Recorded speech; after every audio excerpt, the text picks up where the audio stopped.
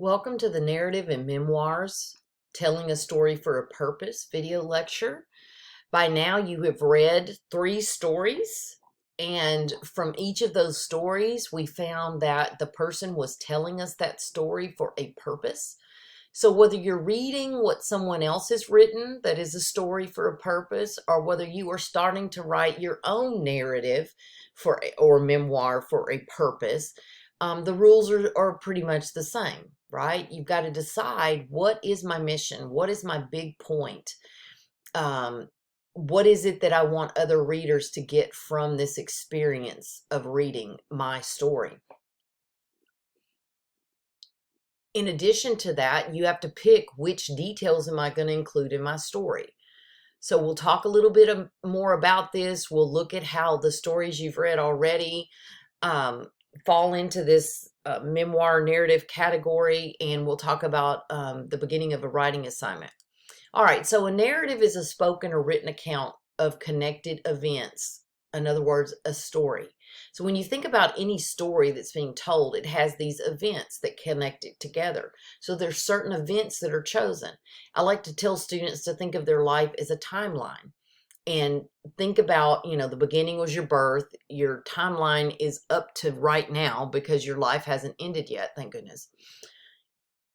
And all along that timeline are those events that happen to you. Some of those events are more important than others. And when you think back on your life, usually you remember the most important ones. They may be positive, they may be negative. But all of those events helped form you into the person you are today. Now, when we think about what's the difference between a narrative and a memoir, well, a personal narrative is typically written in first person about something in the narrator's life, all right? A memoir is typically focused on certain incidents in that person's life, and those incidents make up the individual stories that contribute to the overall work. Some famous people decide they're going to write their memoir, so they write a whole book, right?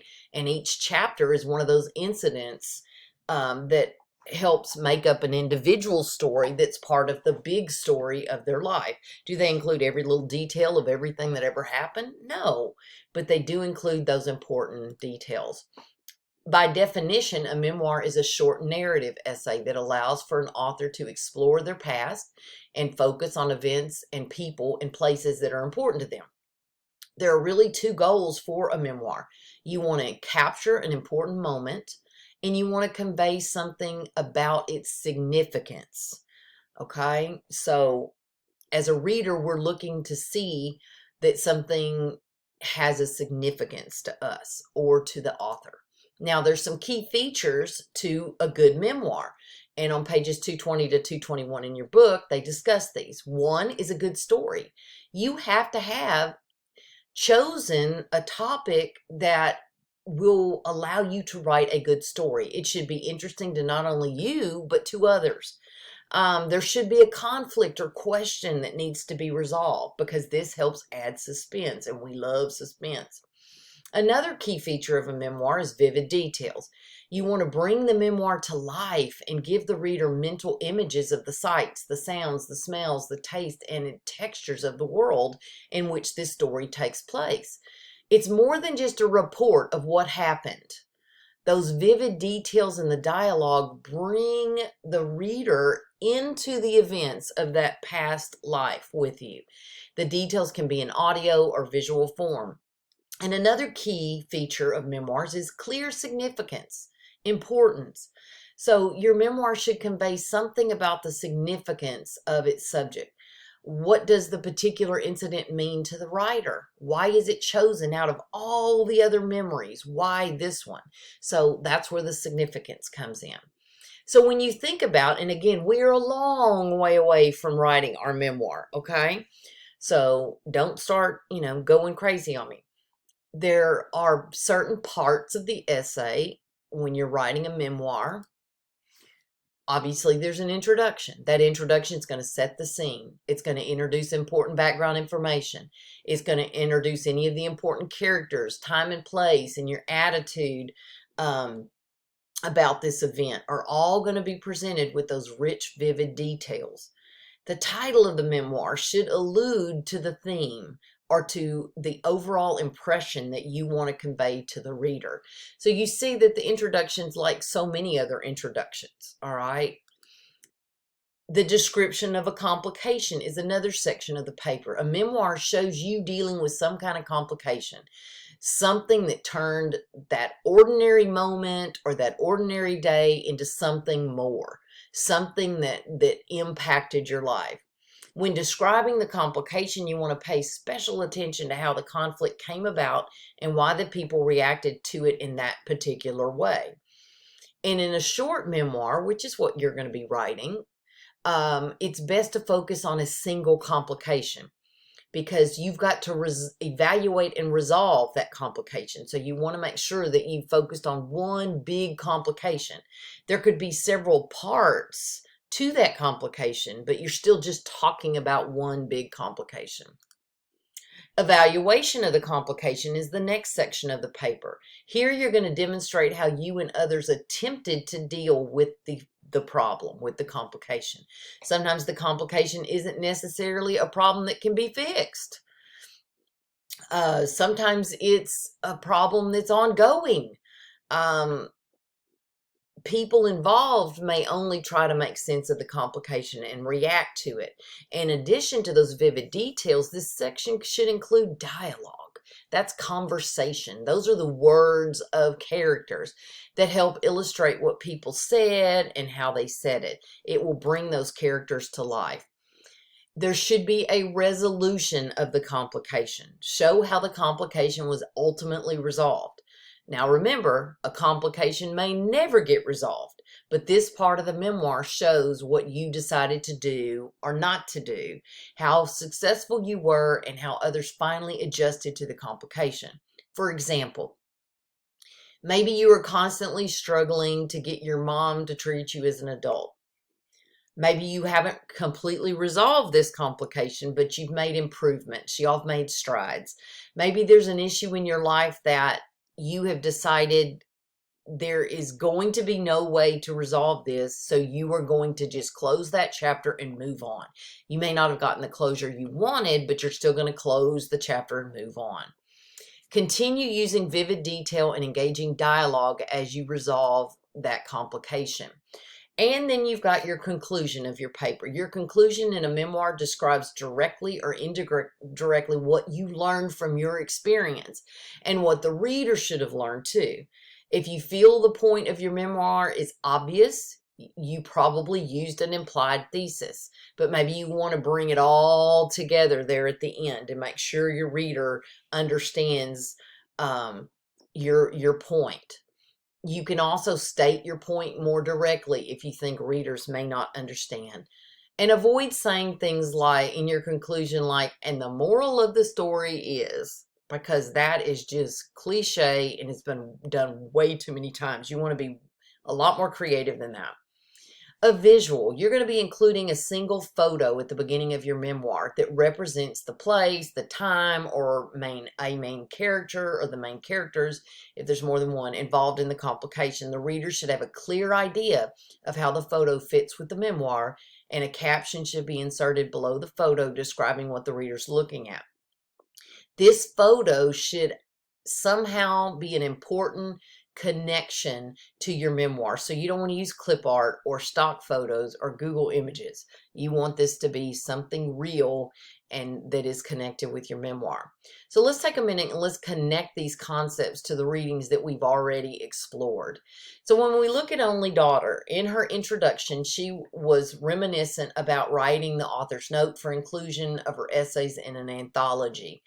And we saw her description of the complication when she talked about being the only daughter in a family of 6 sons.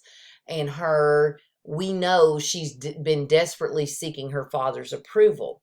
An evaluation of the complication, well, she goes to college, she doesn't find a husband, she is successful in her career, but he still isn't proud of her. And so to resolve this complication, she writes and publishes in a Spanish publication a story about the place where he grew up. She shares this with her father, and he wants copies for the relative.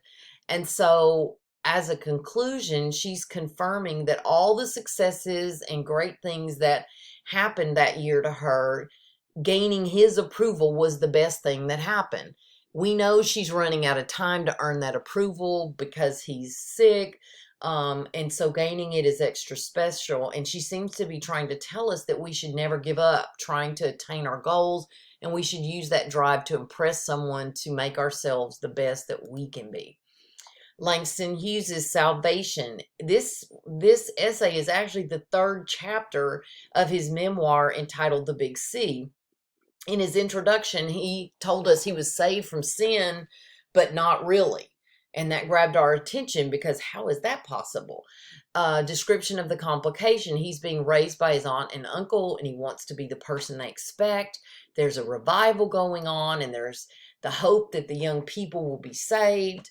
The evaluation of complication. He wants to know what to look for when he's saved. He wants to take this decision seriously. But then there's pressure to be saved. Others conform that last night of the revival, but he is still waiting to see Jesus. And then there's the resolution of the complication. He complies to end the pressure, but he feels guilty later that he's lied. His aunt, the church, everyone are pleased, but he is left feeling guilty. And then the conclusion, now he doesn't even know that he believes in Jesus at all. And by using humor to tell this story, Hughes has addressed issues with religion without turning the audience away. If you'd have read in the first paragraph that this is going to be about religion and all the problems, you probably wouldn't have wanted to read it. But he camouflages that argument in the midst of that cynical, satirical story. He seems to be telling audiences that there is a big problem with the religious system that focuses on money and numbers of attendees more than it does on doing what's right for the children or the young people. The focus is no longer merely on God and religion. And then we had Shooting an Elephant, which was also an essay, this one by George Orwell.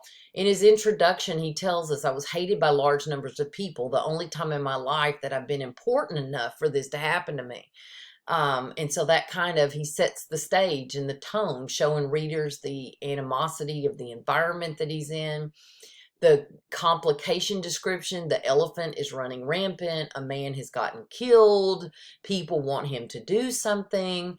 An evaluation of the complication, the elephant's must has passed by now, but the people want the elephant dead. And there's all this peer pressure from a crowd of 2,000 for him to kill this elephant. The resolution, he shoots the elephant. The conclusion, he tries to justify his actions, but knows he merely shot the elephant to please the people and to not be laughed at. Now, you're going to be watching The Sandlot over the weekend. And The Sandlot, we're going to talk about it as a memoir. And it's going to be part of the focus in helping you understand what you need to write when it comes to writing your own memoir. Now, I posted a movie trailer for you so that you can kind of see a funny little quick overview.